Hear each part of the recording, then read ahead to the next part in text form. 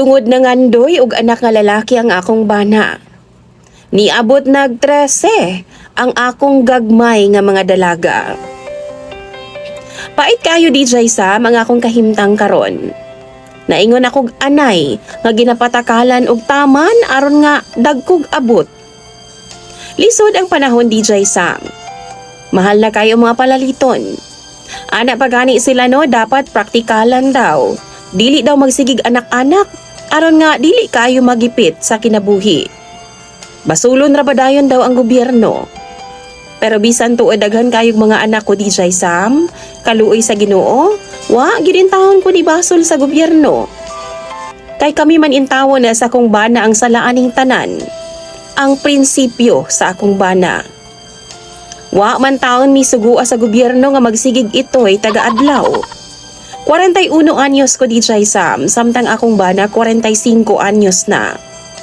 Nagminyo mi sa akong bana 19 anyos ko, samtang siya 23 anyos. Medyo giswerte lang pod mi kay nabinlan mi glapad nga yuta sa mga ginikanan. Side by side DJ Sam.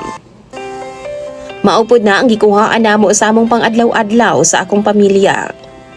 Sa tinuod lang no DJ Sam, kasya raman. Katimbang namo ang among daggo-daggo na nga mga anak kada way klase DJ Sam. Ang sabot namo sa akong bana gyud kaniadto. 2 or 3 lang gyud ang among mga anak. Pero unsaon man nga nagsunod man ang among mga babay. Sigig isa pa. Hangtod na abot na lang og 13 ang akong mga babae DJ Sam. Karon 2 anyos ang among bunso. Babae gihapon. Sa una pa lang, gusto na gid na akong undangon DJ Sam ang pagsigig buntis.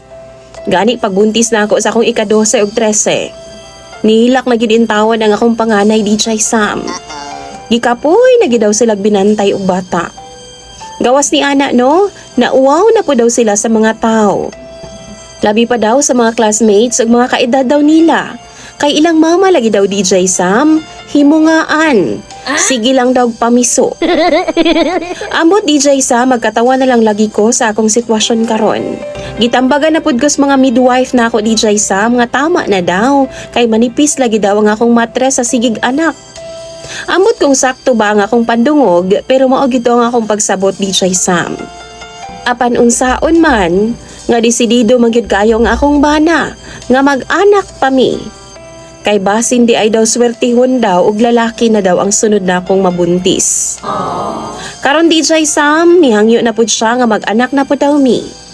Maibog daw siya sa iyang mga igsuon DJ Sam ug mga kaila, mga kumpare daw niya, nga kaduwa daw sa basketball ang ilang mga anak nga lalaki. Naglagot na ko, kay ika-14 na intaw na kung magbuntis pa ko. Pero wa man ko niya gitinggan DJ Sam.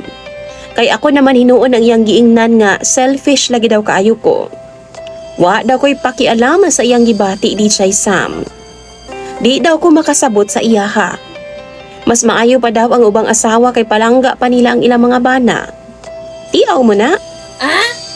Ako daw, why paki sa iyang gibati. Diba? Di lang gani ko magbuntis. Mibalibad lang gani ko kay 13 na among anak. Wa na dayon ko'y paki. Nga para raman unta sa among pamilya DJ Sam. Para sa kaayuhan sa among mga anak. Daga na kaayo mi DJ Sam. Naglibog na gani mi usahay kung unsaon na mo pagbuhi ug pag-edukar. Naglibog na ko kung unsay akong buhaton. Kung pagbigyan ba nako ang akong bana, sigurado kong masuko ang akong mga anak. Kay maulawan na pud lagi daw sila sa mga tao. Manghilak na pud sila DJ Sam. Maunang mangutana ko sa imo mga viewers. Lantaw ninyo, unsa ka ang angay na kong buhaton? Kay akong bana DJ Sam no, sa pantaw na namo gatulog. Di na siya motapad nako. Ginakonsumo na sa mga lamok ang akong bana magabii. Kung madengge ning tawhana, dugang na pud unya sa akong problema. Tambagiin tahon ko ninyo kay pambasahon ko na sa comment section. Isa sa imo mga followers og sender DJ Sam, Kimi.